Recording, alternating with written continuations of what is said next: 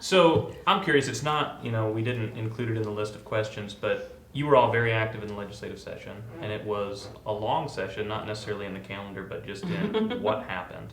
And I was thinking about it, when everything started, it was unclear what access you all would have to the Capitol, how the process was going to go, how long the legislature was going to be in session. Yeah. It's kind of an assumption that it'd become a super spreader event and have to shut down at some point. Then we get all kinds of policies being put into legislation that really force the education community to scramble.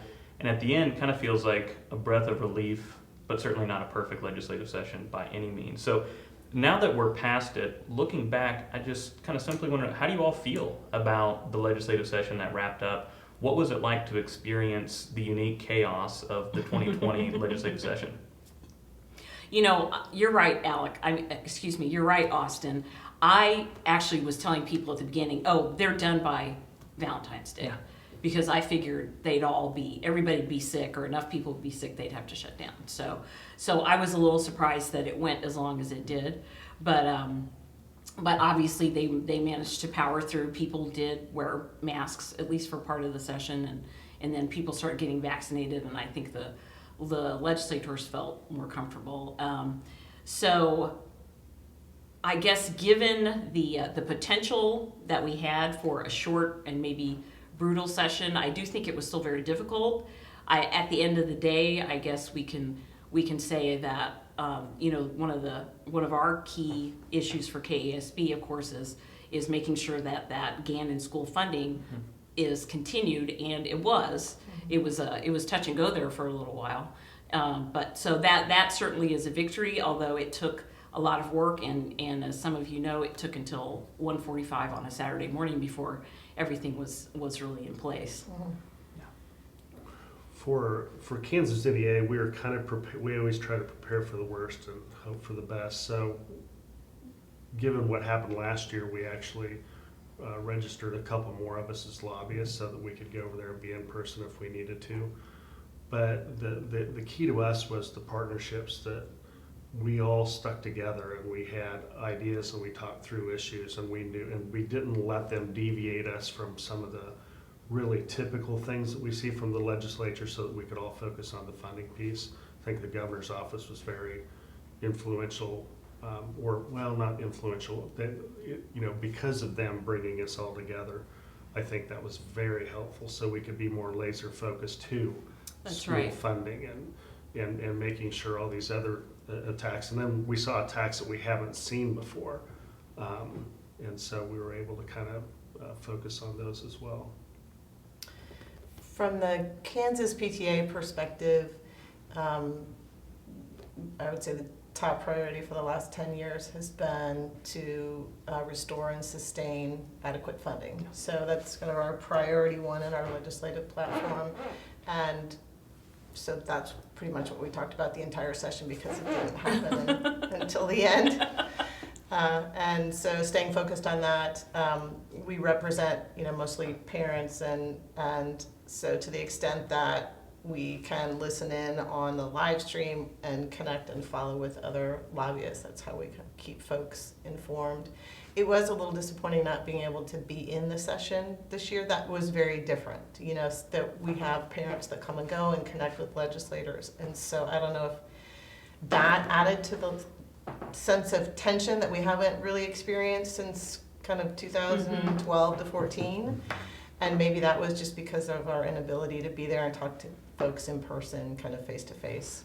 I think it did. It definitely contributed. Squeaking, because once I got vaccinated and started being back in the building more, you did. You kind of got some comments from people like, "Oh, haven't seen you for a long time." It's like, well, don't forget, I've been testifying by WebEx all session. I'm just but there was a little bit of, especially for some of the newer legislators who just really might have heard of the various stakeholder groups, but they haven't met us yet, and so it was definitely more difficult to make some inroads, especially with some of the newer folks. That was a big group this year. It was, yeah, bunch of new folks in the House and the Senate, and we'll have the House for another session and the Senate for 3 more sessions. So good chance to continue building some relationships, we hope. Yes. So you each touched on Gannon school funding. Clearly a critical piece for all the education groups in the state. And something that I think you all mentioned felt like it wasn't going to happen for most of the session.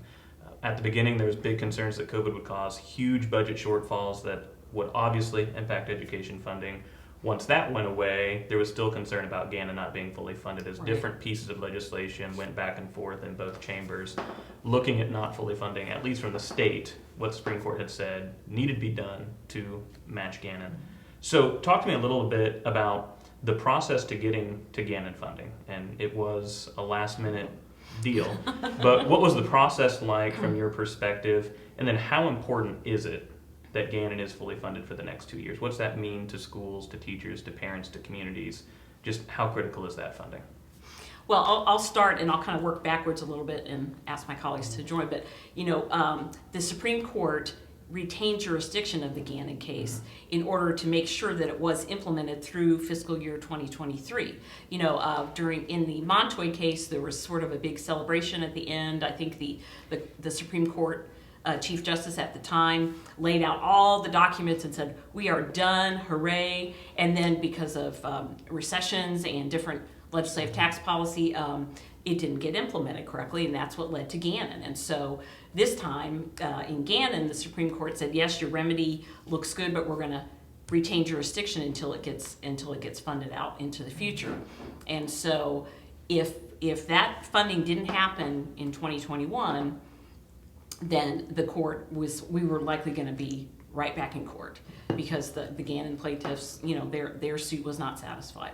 And so that was what was really hanging over at least the education community right from the beginning of 2021. Getting there, it's so funny. Our chief lobbyist, Mark DeSetti, in all our Zoom meetings, had a deli display cabinet with sausage Yes. behind it, and we always refer to that's how we're going to get there. As you make that sausage. No one wants to see how it's made, and it really was ugly. Our biggest concern was the attempt by some legislators to get their hands on the ESSER money and use that to backfill, which clearly was not. That goes against the regs of what was in that relief package. As I was on state executive director calls with NEA, they were all talking about what we're doing at the table to make sure that teachers and students are going to, the ESSER money is going to benefit our constituent group.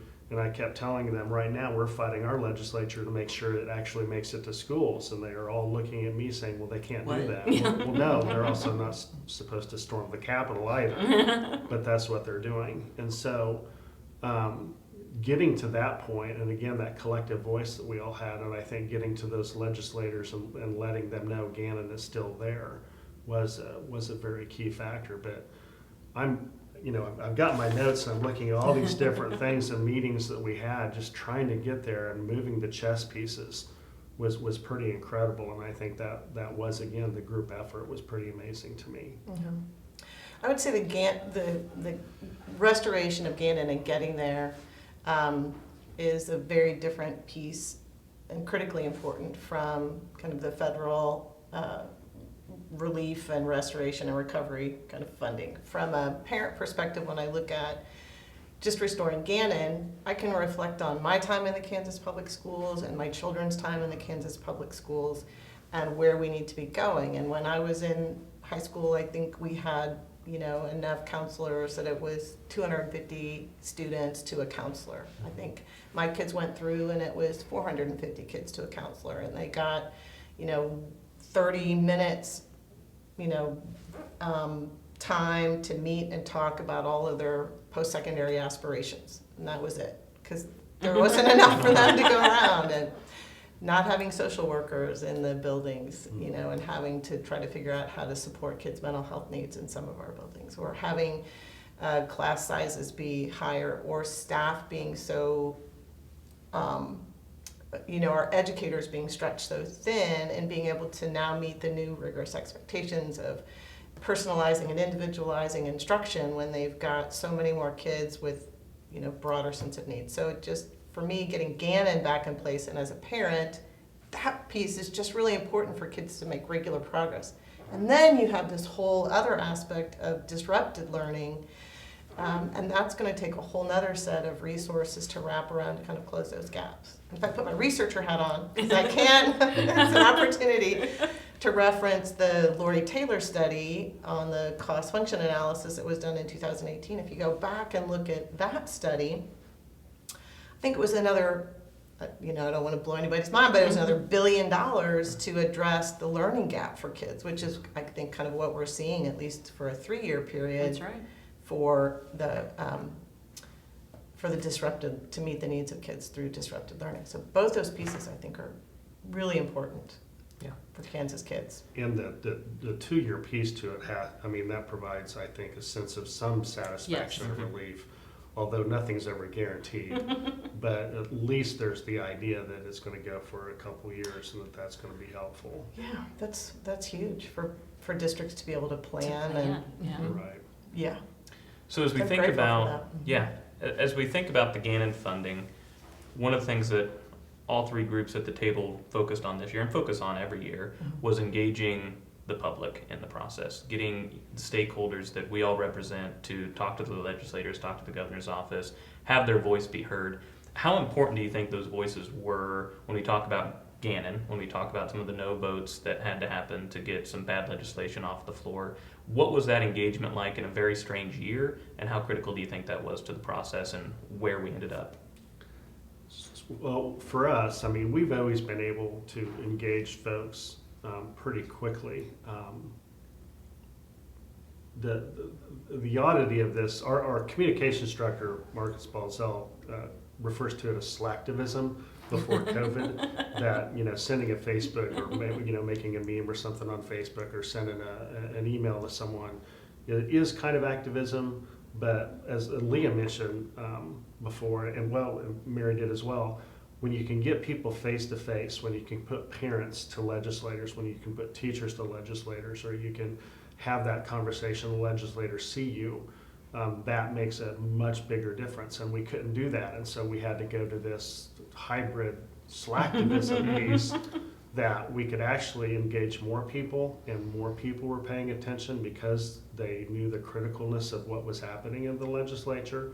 And then the attacks on kids, very frankly, really caused our teachers and a lot of parents to go for our alerts, but the impact still wasn't as great because you're not there, they don't see you.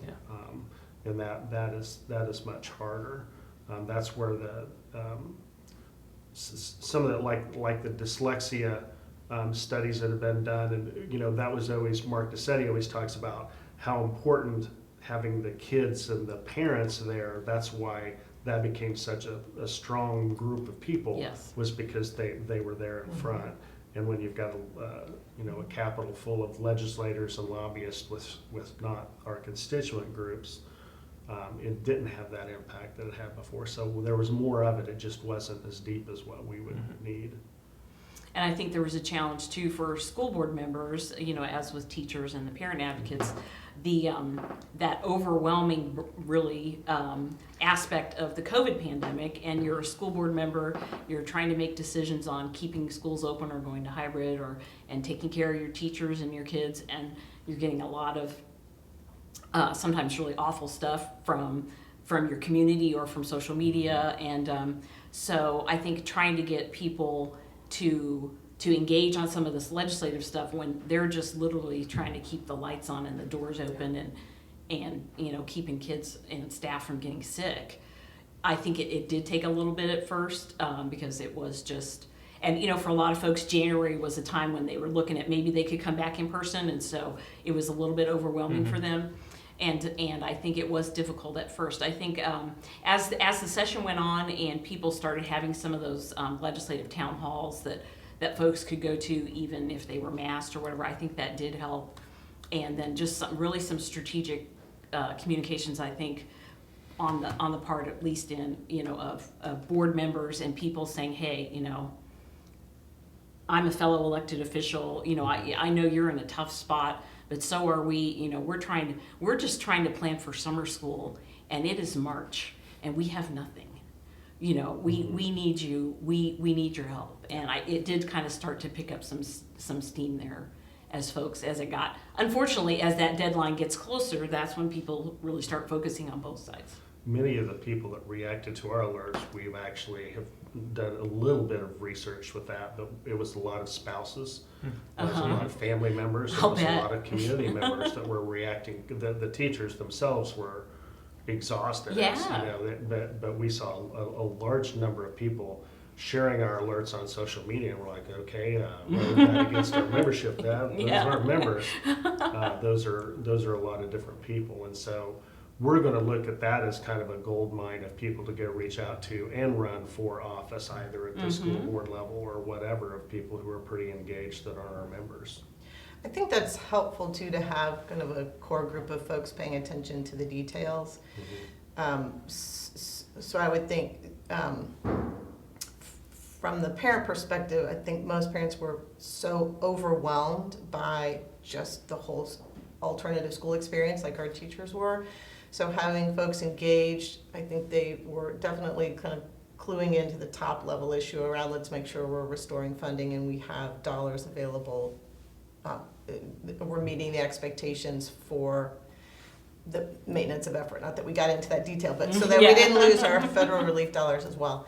But there are some folks who really did get into kind of the later part of the session and looking at it's the same issues that keep coming up around funding, using public dollars for private schools and who has the authority to establish curriculum requirements, the State Board of Education or the legislature. Those kinds of conversations have been going on for a while.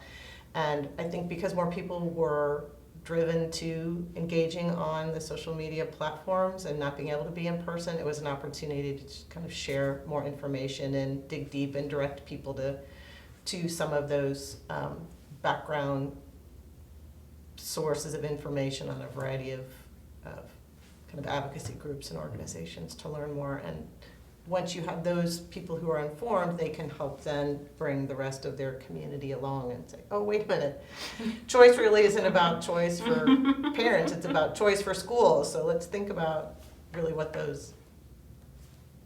that's all about. So, as frustrating as it was to have to do so many things virtually, there was an advantage this year because you did have people who could testify or advocate who maybe, if they live, more than a couple hours away from Topeka, they haven't typically been able to make it to testify on something, or they just didn't feel comfortable. But now everybody was doing everything on Zoom or WebEx or whatever, and so you did see more people more from a more diverse area of the state getting engaged, and I think that really helped people a lot.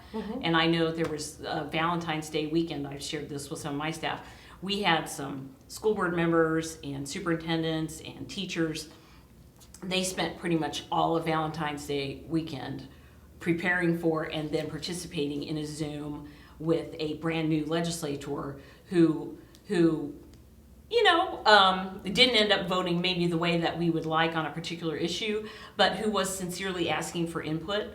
And they did a really good job of really providing a lot of input and kind of asking this legislator to think beyond what they were hearing, at least from one side or the other, to try to provide some perspective. And it didn't trigger a vote on this one particular bill, but it was a good example of people building relationships for the future in spite of how difficult some of the great opportunity issues. to continue. Yeah, Yes. that's what I was going to ask. Do you through think Zoom. That would be fabulous. Just thinking about time as a volunteer. Yeah. So we're volunteering, and you'll go, and sometimes you're delayed for a couple of hours before you can testify, or told to come back the next day because time ran out. It's like at least you're at home and you can be productive and Well, and also that's the convenience that COVID has changed our world. That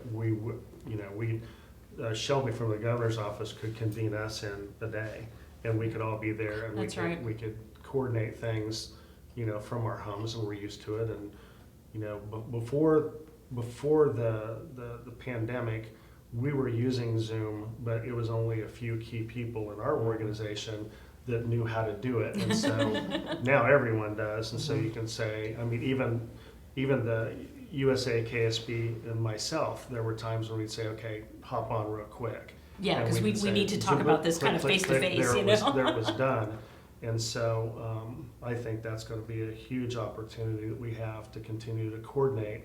I'm just worried about the relationships and how deep they go. That Yeah. We've got to protect those as well. Yeah, it'll be interesting to see how the whole world finds that new balance moving forward. How do we take the good that we learned, like virtual testimony, and how do we balance it with the need for those in-person relationships? It'll be a challenge for everyone, but something we'll have to navigate next session. Right. So we talked about the good side of 2134, the Gannon funding, all there for 2 years, something we're celebrating for sure. Let's talk about the less than good side, the side that we might make go away if we all had a magic wand. That included expansion of the existing tax credit program for private schools and a couple other policy pieces that, ideally we wouldn't have in there, but, it's the sausage being made. And when we saw the final bill, I think I said, no one really loves this, and this is how I know it's probably a decent piece of legislation. It'll pass, yeah. So let's talk about that less than great side. What are those pieces that we would have eliminated if possible? What are the impacts, and where do we see those going? Well, I think that the thing that we really would like to have seen just go away, as you said, was that expansion of the tax credit. Currently, a student who is who is free lunch status and attends one of the 100 lowest performing public elementary schools can apply for this tax credit scholarship and go to a private school. The thing that we fought all session was expansion of that, and unfortunately, as the sausage was being made, the agreement was reached to expand that to free lunch students in all the way up to grade 8. So kindergarten through middle school. The previous proposal that started out the session was, anybody free or reduced lunch, and K through 12. So that was pretty expansive. I mean, that would have added just a huge fiscal note to the bill. So we hate to see those things being expanded because it's the camel's nose under the tent that we always hear about. It's next year it'll probably be, we need to raise the cap because we might have a bunch of so it's always a battle, and we saw it across the nation. I belong to a listserv of school board advocates, and everybody was on, okay, here's what they're trying to do this year, here's what we're dealing with, what are you, so it's an effort across the country. I think because the federal government, the previous administration tried some school choice things and it didn't work, and it became pretty clear that Congress wasn't really interested in that, and so the effort had to go to the states, and it's making incremental progress there, and it's just, it's part of the compromise that goes along with making legislation, and we had to sort of grit our teeth and put up with that in order to get the Gannon funding. Yeah, and fundamentally, it's just so flawed because the idea is, okay, so you have these underperforming schools. What are you going to do to increase their performance? And part of that is you don't take students that may be helping them perform. Yeah. You don't make them worse, and that's what this does. And so, what is it? We always look at what can you do to help those underperforming schools. Now, obviously, the funding piece helps, but we also are very concerned about the retention of educators, what we're going to do, the recruitment of educators into those underperforming schools, and what kind of supports can you give them. And our organizations are looking at that, but the legislature isn't. The group of people that can make that happen the most, that's not their motive, frankly. And so that's something that we're always concerned with. And any expansion is, in our view, just fundamentally flawed. So The motto of the Kansas PTA, one child, one voice, think about just about kind of voucher type programs, that is not creating equitable opportunities for every Kansas child. And I would refer to, I think I was trying to come up with the title. Mark Tallman wrote a really good news brief a couple of weeks ago, just outlining the difference between public and private education. I wanted to be able to reference the exact title of it, but it's probably one of the better comparisons of how the the public educational system really works to meet the needs of all kids, and private schools don't offer those kinds of opportunities for kids with special learning needs who might need free, might need lunch program or transportation or all those pieces. And so just the essence of thinking about trying to create this secondary system through education savings accounts or tax credit scholarships really sets up an inequitable system for all kids, bottom line. Yeah, talk a little bit. I mean, you mentioned this is often, and we've seen it play out in other states, the start of the slippery slope. You know, you get a little bit of an expansion, the next year we raise the cap, the next year we go to K through 12, the next year we create a new program, and it keeps growing. What are the long-term impacts of increased state funding for private schools? What have we seen in those other states? What is the risk coming if we don't stay on top of this and make sure that public education is supported and funded in Kansas? Well, the expansion to high school brings in a whole, if that gets expanded into K-12, 9-12, that brings in a whole new set of equity problems, because then you throw in competitive sports, competitive activities, competitions between private and public schools, recruitment. I mean, it'll bring in a whole new realm of things that so far is just about dollars. It'll be a whole culture of things that happens if it goes through 9-12. And that's very concerning when we saw that bill. It really can lead, we're seeing, to really the hollowing out of the public schools. And so the public schools become sort of a ghetto where the low performing kids who, let's face it, what is the biggest determiner really of a child's achievement? And it's poverty at home. I mean, there are other things, but I mean, that's really, poverty and that lack, and what that leads to as far as a lack of support at home and how that impacts their academic career. That's not fixed by a voucher to a school that's not going to take them anyway. And so what you end up with, some of my colleagues in like Michigan or places like that, where, the public schools are being hollowed out. And it's a great, well, look at these public schools. They're terrible. They're low performing. We need to give these poor little children a chance to, go to a better place. And, it's a better place that, doesn't meet their needs, won't take them, won't transport them. And if they begin to have academic or social problems, they'll counsel them out. Well, I think, I was just thinking. I was throwing that to you, Mary. I believe you can call up a conversation in the K-12 budget committee on the House side this year between one of the superintendents of the private Catholic schools, I believe, and one of the legislators on that committee, talking back and forth about these different voucher programs. And the superintendent of private schools openly talked about counseling kids out who weren't making the grade. So if a kid isn't going to make it, we transition them on, we move them out. So of course your performance in your private schools is going to look better if you're just hanging on to the kids who are making A's and B's, and then you shuffle them off to wherever somewhere else, not in our house. And you so talk that to their whole so that whole mentality that private schools are performing better is really not accurate, because it's not accounting for those kids who've been pushed out of the system. You can look great if you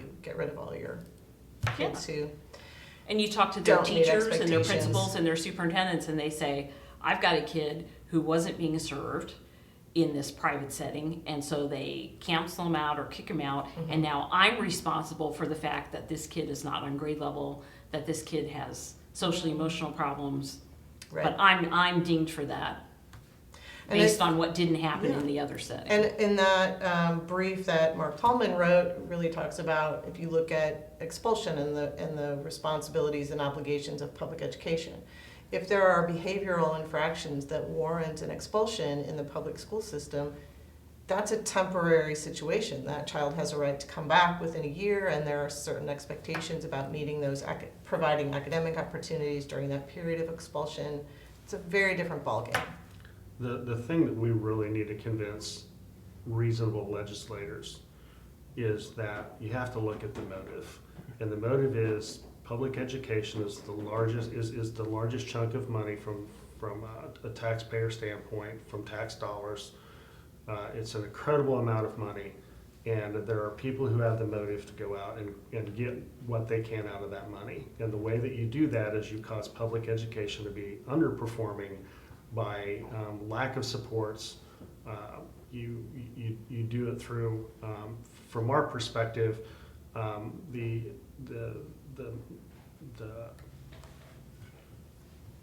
underappreciating the profession, doing all of those things to make it difficult to recruit and retain good quality educators, and underfund and basically get your hands on that money. And that's what this is all about. And we've got to convince those reasonable legislators that that's what the motive is, because we're seeing in other states, other legislators are saying it. They've been so emboldened by the current administration that they are saying that. And there is some amount of truth of the art laugher. You make public services so small, or government so small, that you can drown it in a bathtub, and that's what the motive of some folks is. Yeah, I'd add on to that, just I think, the primary responsibility of a state is education, right? So education, public education is the primary responsibility of the states. And across the country, about 50% of state general funds goes to education. And you can look back in the late 1980s on about more kind of small government libertarian organizations that look to shrink that pool. Well, if you don't have the revenues coming in your state, that's going to take, if 50% of your state budget goes to public education, you're already putting yourself in a position not to provide enough resources to meet all those expectations we want for our kids coming out of high school and being prepared to go on to become active citizens and moving on to post-secondary education or career opportunities. So there's definitely an ideology behind that that's linked to small government, which is, I'm going to circle back to the Lori Taylor study. What I love about the cost function analysis, and she was the last in a series of analyses that have been done for this state, starting with Augenblick and Meyer back in early 2000s. You look at, what do we want for our kids to achieve? We have the tools to understand what it's going to cost to make that happen, and that's where you set your level of funding for your formula. If legislators don't want to put that much money into public education, what kind of adjustments then do we need to make to our educational outcomes and expectations for our students and our public schools and our teachers? Ironically, and maybe this is the segue into what you want to do, I'm not directing you, the segue is the thing that is protecting our public schools the most is the idea of local control. Yeah. And local control is, in those communities, they want to have strong public schools. And so that's why I think we're seeing an erosion of local control through the micromanagement of the legislature, because even though the party that says they believe in local control really doesn't believe in local control, because they want to manage what this theory is, or the motive is of getting Senate Bill 40. Exactly. And well, all of it. Yeah. The limits on remote learning, and you'll Slew lose of funding legislation. if you do too much remote learning, regardless of the fact that some kids thrive in it, and maybe they should be able to move back and forth, And even bills dictating curriculum changes. Yeah, exactly. Yeah, we've lost the true meaning of hypocrisy. But absolutely, I think that's why we've seen all of this, the overreach of the legislatures, because that you have to destroy local control if you're going to follow through with your plans of deciding where that money goes and putting it into the private sector, whether it be testing, whether it be schools, whatever it happens to be, that people want to make money. Talk a little bit more about local control. That was the perfect segue. But we saw the legislature really start to nibble around the edges of erosion of that local control piece. Where do you see that going in the next session or the next couple of sessions? You think that's an attack that intensifies next year? I would debate whether it's nibbling on the edges. I think it's right to the heart of when you're dictating what curriculum is going to be, or you're dictating what students can participate in what activities. You're going way beyond what your scope is. In Kansas, we've always had a very strong feeling that the state school board has its role. CASA has its role through that process. All of these places have addressed the issues that the legislature attempted to create as a problem, and that's a very frustrating piece for us. Is we all in the education community understand the rules in which we've went and how curriculum studies are supposed to take place, and not by the uneducated folks who are in the legislature, frankly. So again, this kind of falls under the legislative priority of the PTA and paying attention to where the authority lies in any educational division or component of education in the state. So the legislature's, their obligation is to provide suitable funding. State Board of Education is overseeing of the curriculum and educational goals. And all the pieces that go into that, when you start crossing over and you don't have an understanding of how your one change fits into the big scheme of things, you end up creating more problems. And that's where I think you get that last minute no vote from our legislators, is when they have a chance to talk to parents and students and principals and superintendents and teachers, and they say, oh, now I get why that doesn't work. So it's not that any one of us would be against kids having an understanding of financial literacy or civics education, but that in order to do that, making a mandatory test for graduation, that's high stakes. I mean, just even understanding the idea of high stakes testing, are we want kids to learn those things, but there are other ways to do that that might be more effective and ones that we might already have in place. So, How much do you think a lot of those bills were also somewhat red herrings for the legislature to create problems that didn't exist for schools in order to come back and say, this is why we need private school funding, this is why we need to stop fully funding Gannon, because of all these problems that we've created and amplified, but now we're using as a sticking point? You think there was a strategy to that? I think there is this whole the whole civics thing really struck me hard, because I'm a former 20-year high school social studies educator, and I helped numerous students go through the citizenship test where that thing came from. It wasn't even a civics test, but I think the red herring piece behind all of those bills are creating in the public this dynamic that public schools aren't doing their jobs. And I was absolutely stunned, like with the transgender issue, of the talking points that people were publicly using, and buying into what those legislators were saying, that our kids don't have financial literacy. Well, they do.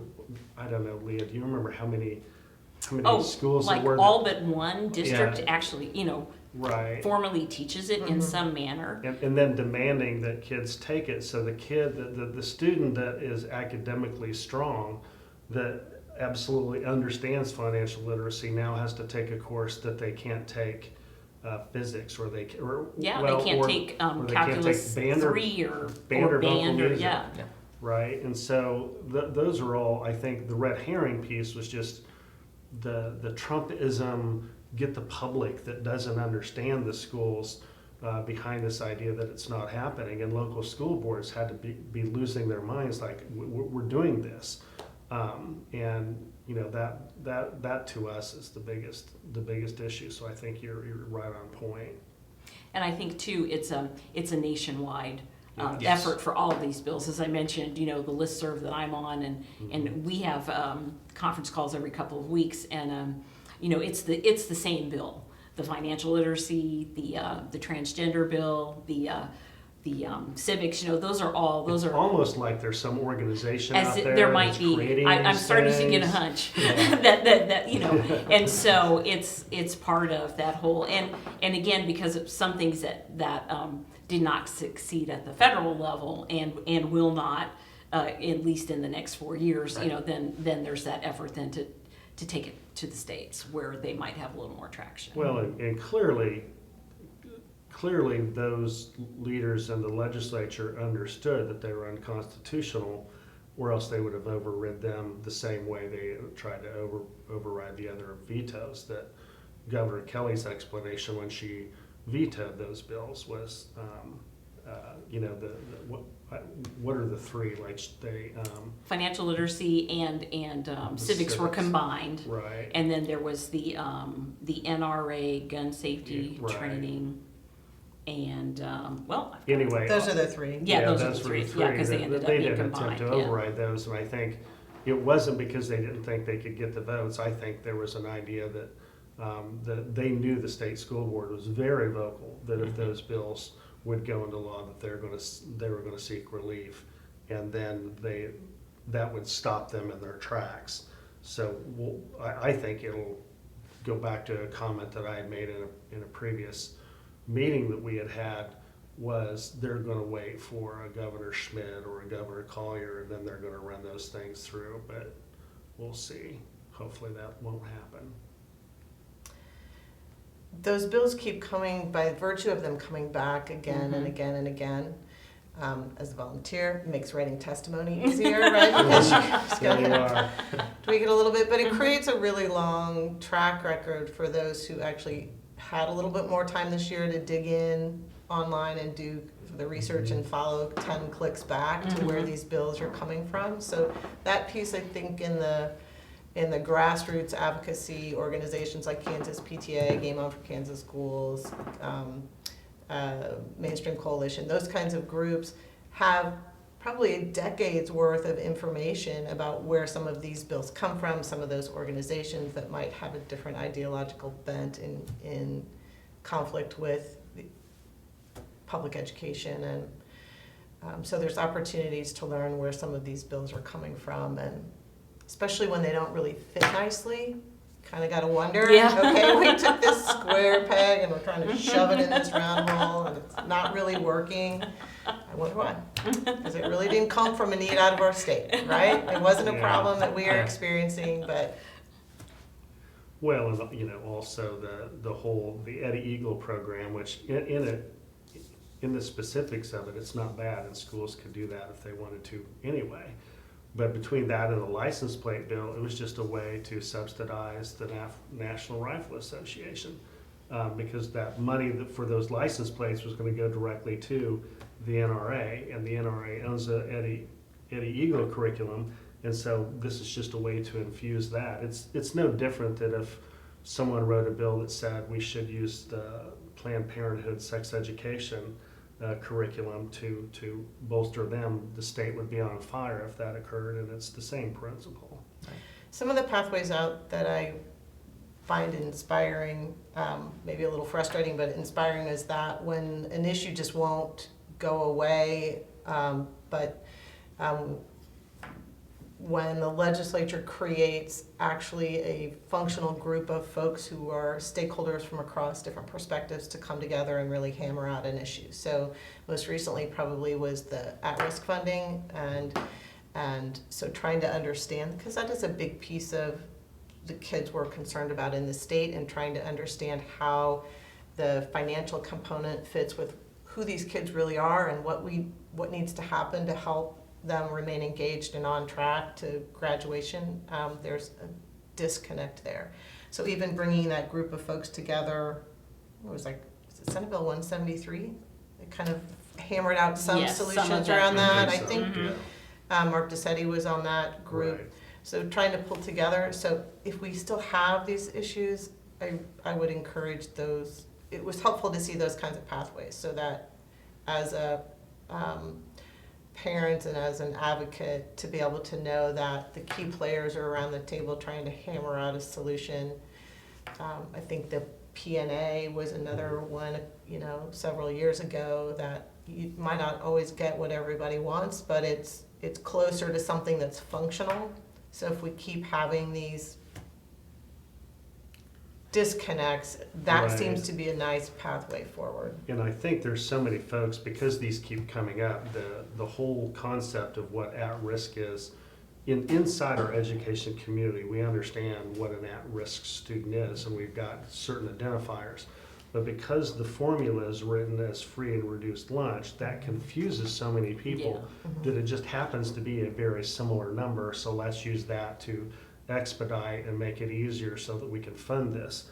And I think if we get together and really talk about what is an at-risk student, then that becomes a lot more powerful. Within our organization, we had a very strong debate at our representative assembly about just the label of at-risk kids and using the phrase at-risk and how are we going to get past that. And I think if we can start there, we can really get to a better place of what an at-risk student is, or a student who can achieve more, what their circumstances are, and addressing those circumstances, we will be better off. So I absolutely agree with you.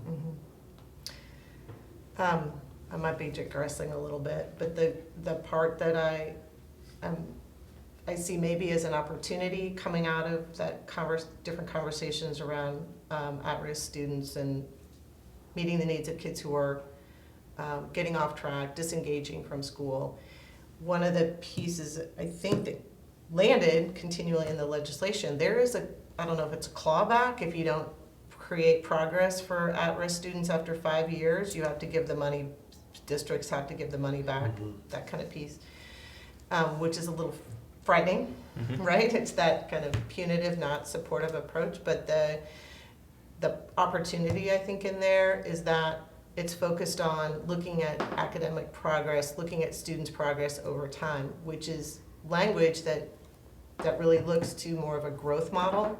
And so is that creating an opportunity for the legislature to support an accountability model, an accreditation model that is more growth-oriented, kind of using those adaptive assessment measures rather than the state assessment that isn't tracking individual students' progress over time. So you're not capturing those kinds of incremental changes that we're seeing. So hopefully that'll be an opportunity to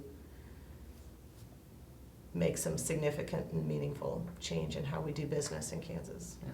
If Mark Tallman were here, this is where he would say, next year and moving forward, schools and school advocates are going to have to be really prepared to talk to legislators about the progress they're being made. Because they will say, we gave you Gannon, and you've had it for the duration of the settlement. It's not still fully period. funded. We're still inadequately funded, going off a decade or two. A decade, of at less least than a decade adequate of, funding for our kids. It's not going to My turn children around graduated in 2 with, years. went all the way through K-12 without And adequate funding. we're just coming off of a global pandemic. And yes, Yeah. sorry, And so little that- caveats.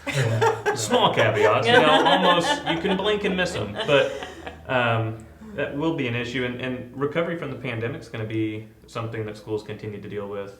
It doesn't go away just because people are getting vaccinated. Increasingly it feels like life is starting to get back to normal.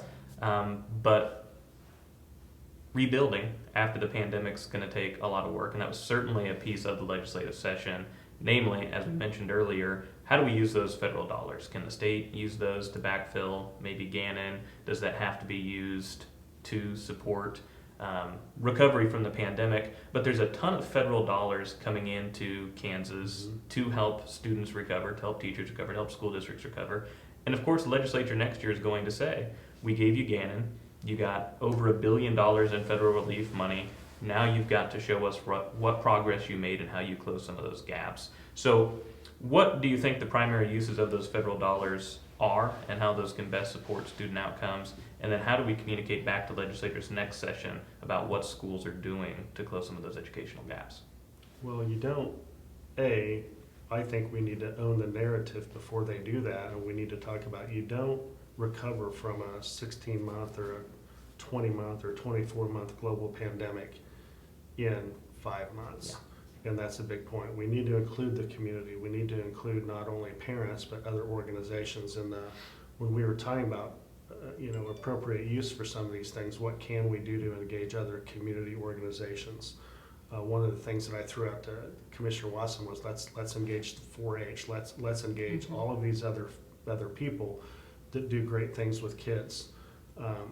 I've been a huge champion of activities over the summer in schools. Unfortunately, we just did a survey of our members. We got a very high result back, and about 96.7% of our educators are saying they need a break. they are overwhelmed and they are tired. And so we're kind of taking the point of we're not doing a lot of engagement activities with our teachers over the summer to give them a time to take a break so that they can come back recharged and energized. And so I think a lot of the progress is going to be made over the next 18 months, not the next 6 months. And I think we really have to start that narrative that you don't just, maybe our success of being able to pivot instantly to remote learning and putting together all those groups that we did made it look like we can just make things happen like that. But if I was a school board member, my hair would be on fire trying to think about how in the world are we going to manage this. I think the other piece is we don't want to just go out there and throw money at something looking for that silver bullet, that we want to think carefully about it. And I think school districts are doing that. So you have tired teachers and you have school board members that are still holding hearings about the masks, and we've been so busy with that stuff. I think it's going to take time to put together those great plans that we can address what students need most. There is a focus in the federal legislation about evidence-based interventions, about making sure that those funds are spent for COVID-related expenses, not to backfill, to address some of those learning issues that we see, and some of and increasing really recognition of the importance of using some of the funding to address the social emotional needs. Hire more counselors, do some more things like that. And so I think it is going to be a longer process. Like you said, I think in a way we sort of set up some false expectations. Remember last March, everybody loved their teachers, they loved their lunch ladies, because we really did, kind of pivot on a dime, and it seemed like things were going to kind of be okay, and our teachers and our lunch ladies and everybody else did a great job, but for that short term, but then as it just stretched out and stretched out and stretched out, it's just an incredible burden on families, on school systems, on But I think kids. even speaking to parents, as a history teacher, I can teach the facts, but I really need the parents involved, and I need the community involved to understand that, how do you create a love of history? And I always said, if parents took their kids to museums, and if parents talked about their family history to students, my job is so much easier. Well, now, what can we do? What can we offer to parents? How can we support parents in extending that education to their kids? I mean, it would be, think of a system in which we could set up and provide resources to the Kansas State Historical Society Museum, that a school district says, any of our kids show up, send us a bill. And what are those kinds of things that we can do to support learning over the summer that we haven't done before? COVID, I think, has definitely emphasized the power and the need for collaboration across all sorts of organizations, local to state, across, agencies, and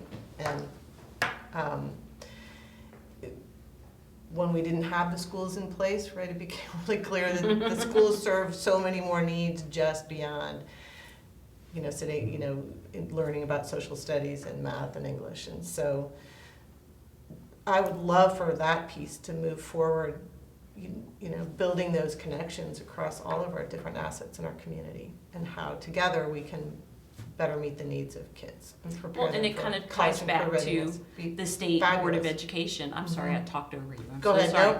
No. It ties back to some of the school redesign stuff that we've been talking about for several years now in Kansas. Is, do we always have to focus just on seat time? Do we always have to focus on the the in-class credit? Can we have kids participating in some of these 4-H or history or some of the things that kids do, and let them count that as an experience, and kind of throwing that out to the whole society to help us redesign how we design that education for our kids. Yeah.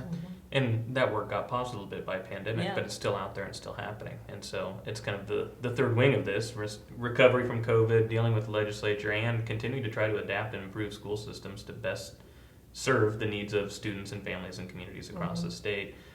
not an easy time to be leading a school in Kansas. No. Well, and that's one of the things that we really want, and I think school boards are, but it's so hard to think outside of the box when you've been thinking outside of the box for so long. But my grandchild, so I taught in Lansing, Kansas, and my grandchild was a student there, and my son and daughter-in-law moved out to Liberal where he became a teacher. But when my grandchild was in Lansing, I joined, I didn't join, I joined by Facebook. They have a very strong PTA in Lansing. They do amazing stuff, and so I talked to the superintendent there, who I've known forever, and said, reach out to the PTA. The school board should reach out to the PTA and find out what they want to do over the summer, and then have that engagement so that you can support each other. He's like, yeah, never thought of it.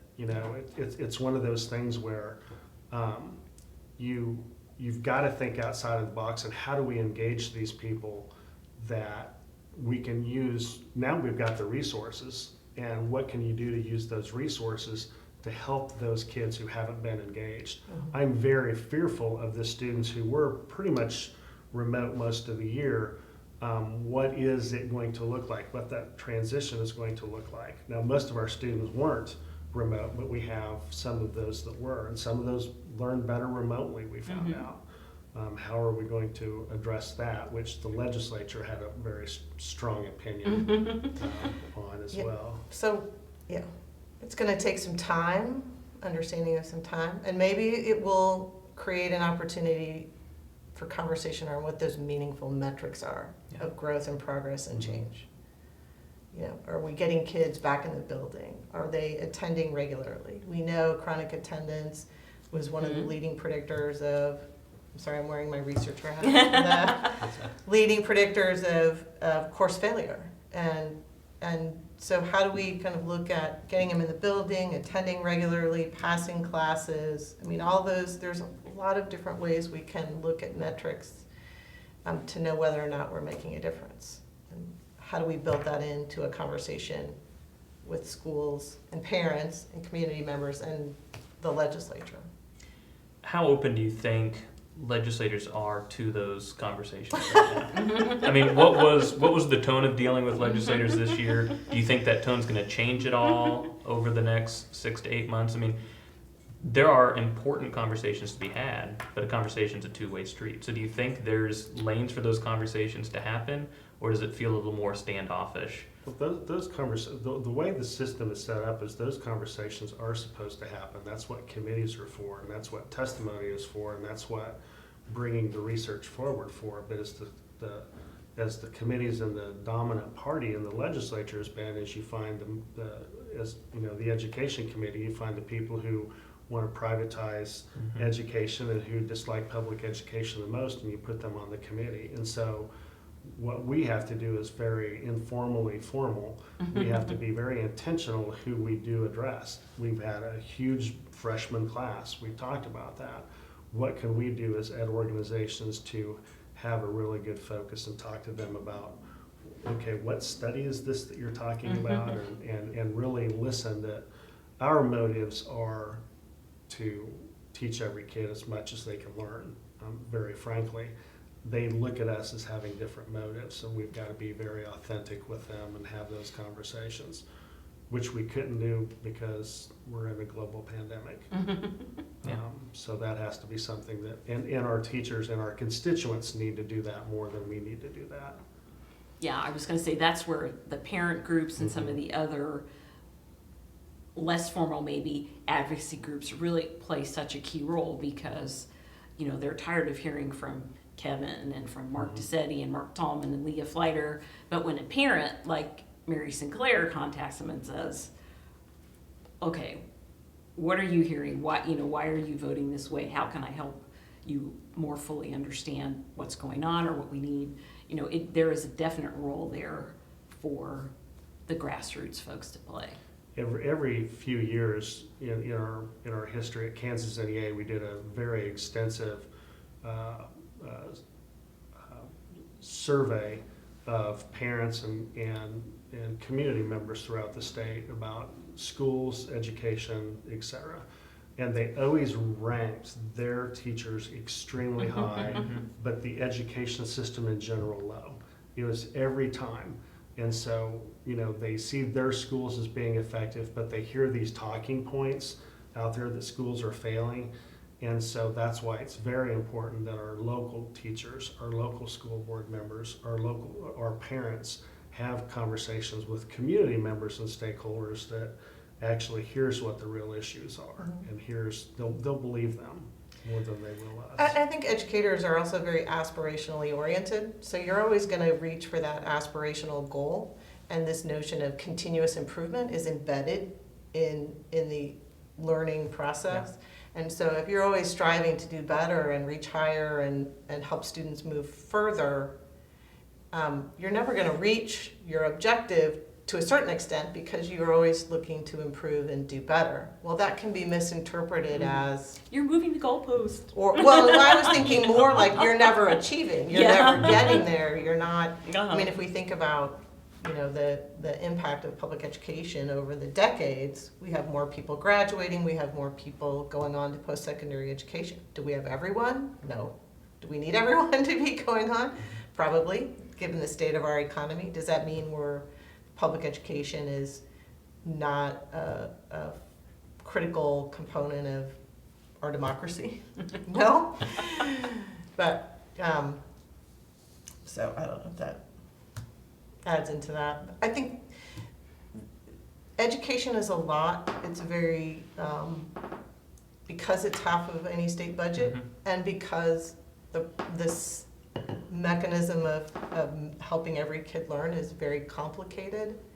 I mean, this school finance formula in and of itself, trying to create an equitable and adequate way of distributing funds, it's not straightforward, it's not easy to understand. So when you find those legislators who are willing to engage and learn, it takes a while. If you don't come into this Kansas legislature knowing that, it's going to take a while to really grasp the complexities, and our Constitution holds them obligated to do that in a way that most states don't. Not only do you have to fund, but you have to fund to a certain level of educational outcome and performance. So it's a learning curve for everyone, I think. It definitely is. If they really wanted to improve schools, the legislature would pass a bill that says they have to be in a school setting for 8 continuous hours twice during school. Again, as a social studies teacher, it was always my intent, and the government teacher and I would always invite a legislator in to talk about what governance was to them. But they'd pop in, they'd pop out, and not ill intent. It's you need to be there at the start of school. You need to walk the halls. You need to see what's going on. You need to, especially in elementary school. My goodness, it's what energy level educators are having, the engagement that they have, the parent support that's there. I was just always awestruck when I'd go visit my grandchild's classroom and hang around for a while, and they need to do that, and then they'd understand this nebulous that they have of, okay, oh my goodness, that's what this thing looks like. But right now we can get the good ones in, but we need to get more of them into a school setting for a lengthy period of time. Yeah, let them see what they're talking about and legislating about. I mean, imagine if you were a new legislator this year, and maybe you had some aspirations of trying to understand some of the school issues, but then you get hit with, I'm not getting my unemployment check, or all these other issues that they kind of had to deal with, and it's kind of like we've talked about. Or the brand new school board members who signed up to run for office thinking that they were gonna, hey, let's go run a bond issue or something. That's what I want to do. And and then it's like, oh no, you're gonna have to close schools and do masks and all that kind of thing. And so I have hope that these next several months and years will see us have a better opportunity to try to focus on some of those positive things. Yeah. So let's play the way too early to guess game. Just wrapped up the last legislative session. What do you think the big issues of the next legislative session are going to be? I mean, hopefully, at risk. Knock on wood, COVID's behind us. So what do you think's coming down the pike, and how do we get ready for already the 2022 legislative session? Well, I think we're still going to see some of these, what we're calling kind of the overreach things, because those are flashpoint issues. I think those will come back. I think there will be some that will be added. You know, there's a lot of conversation nationwide about racial and other equity issues, and there's pushback about how you teach that and how you model that as a school board, as a teacher. So I think we'll see. I think social issues will continue to be a big issue, because that's where you get your base on either side. That's what gets the news, and so I think we will see that. We'll see the expectations about achievement, and we gave you all of this money, and I'll let someone else add. No, I think we're gonna see we're gonna have folks who are going to be looking for anything they can to embarrass schools and embarrass our governor. What was that issue that we had years ago about the piano? That was the Kansas City, Kansas piano. Yeah, the performing arts school that bought a new piano. Yeah, and was criticized. Yeah, we're going to see some of those, and they're going to twist the facts, and then they're going to try to micromanage through that on how this money is being spent. That's going to be a big issue. I think we're going to see an expansion. I mean, the number of, I've looked at how many superintendent's openings there are right now. We're getting an indication that we're going to have a very large number of teachers who are going to retire.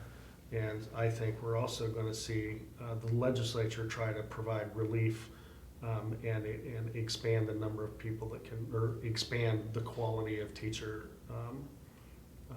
licensure that's out there. I don't know what that looks like, but that's going to be the easy fix that they're going to try to do. But yeah, all of these flashpoint issues that Leah said are going to be there. Hopefully not funding, but we'll see. There might be some pieces, like you said, the at-risk and some of those issues that need to be fleshed out further. You know, the ironic thing about some of the teacher shortages and some of that is that perhaps some remote could be the answer to some. You know, if you have a school district who lost their physics teacher, well, maybe the next door physics teacher can maybe you can work out a system. But you know, that's remote learning has been kind of a flashpoint again this year. You know, so do we learn any lessons from this? I hope we do. Guys, that's a great opportunity, just thinking about remote learning, which is very different from virtual, right? Yes. It's very different mode of learning, but it could be a great way to share services across districts and consolidate some of those courses that, whether it's a language course or, you know, some of those electives that could be shared across districts, you know, much like our cooperatives do. So. Right. So, any final thoughts or words or encouragements you'd give to the education advocates out there at the end of a long session? A lot of them fought very hard, and you know, it's the United States, so it's always election cycle. We've got school board elections and local elections this fall. Next year will be a midterm year, which will, you know, create some opportunities and challenges in the legislature when you're about to run for office. So, as we look ahead to the next 12 months, what do you have to say to those education advocates out there who want to keep fighting for good schools for kids across the state? Well, the more people stay engaged and informed, the more likely that we'll be able to sustain what's good policy and practice for public education. So stay connected to your Kansas PTA, to your grassroots organizations, Game On, and Mainstream Coalition, to your professional organizations, KNEA and KSB and USA Kansas. So the more that you stay connected with those groups that are working to support public education, that's a great source of information for folks as an advocate. And the process may never be pretty, but we do, I think, as a group collectively in Kansas, manage to get the job done through persistence, right? So we are getting closer to adequate funding under the Gannon resolution, and we seem to be able to defang most of the alternative views about how kids should be educated, whether it's Yeah, if you saw the list of stuff. That could have gotten through. Stuff. That could have gotten through. I use stuff as my descriptor of things that got through. And I told my board, we actually had our first face-to-face meeting, and I told them, if you could have been on some of the Zooms of the ed organizations and the thought process and the cooperation and the collaboration that occurred. I'm usually a pretty pessimistic person, but the optimism I have because of the cooperation that our organizations achieved, I think that's going to last forever. I mean, for a very long period of time, we're all on the same page, and just be part of that. You know, don't just pay attention to what we're doing, like Mary said. You know, join and support, and for those folks that are activists and are really out there advocating for public education, we are making headway. We've got to figure out. Let me back up and say this. Our greatest strength as organizations is face-to-face relational. We can't It's a benefit fight. to being a small state Right. in many ways. Right, and the money that some folks are putting into politics, we can't compete with that, but we can with voices. And the step back we took for a public education standpoint in the legislature, and some of the really pro-public education legislators we lost, was very simple. It was during a pandemic, and we couldn't do the face-to-face. We have so many members who would do door-to-door. We have parents who would do door-to-door canvassing. They would show up at rallies and et cetera. That couldn't happen. And that is a huge reason why we took some losses of pro-education candidates. I don't see that happening again. And so I think we do have a little bit brighter horizon than what most people think. I want to say thank you to all the people who engaged, because it was an incredibly difficult time to deal with all your family issues that you had to deal with the pandemic and your kids, and then to engage as well on these really sometimes very thorny and sometimes difficult to understand issues. So I want to thank everybody who did that. I hope they take a little bit of a breather, but we do ask people to continue to stay involved. And of course, I'm a former school board member. I work for the School Board Association. If you got really involved or got really engaged, you know what? June 1st is the filing deadline. Consider running for the school board. We have a lot of resources to help you. Call any of us. We'll help you. I'll help you. And for those folks who are thinking, Senate Bill 40 is now expired. Right, it will. Yeah, so you don't have to worry May about 28th. it. Yes, So no end random of the hearings. month, there's no more mask hearings. So we would encourage you. For me, it was one of the honors and privileges of my life to serve 2 terms on my local school board. It wasn't easy. But if this past season has been something that has really kind of energized you or made you think really even more deeply about the importance of public education in Kansas, I would encourage you to run for the school board, because it's a great way to try to influence what goes on and try to serve kids and teachers. Well, I know it was a long and difficult session and a complicated session from an education aspect. A ton of bills, a ton of things to keep track of. And so I want to commend all of you and your organizations for the work you did to continue to advocate for kids across the state and make sure that we have strong and fair and equitable public education in the state. And I want to thank you for joining us this afternoon and having a little conversation about what happened and what we can look forward to. So thank you all. Thank you for Thank you. having me, Thanks. Kansas PTA.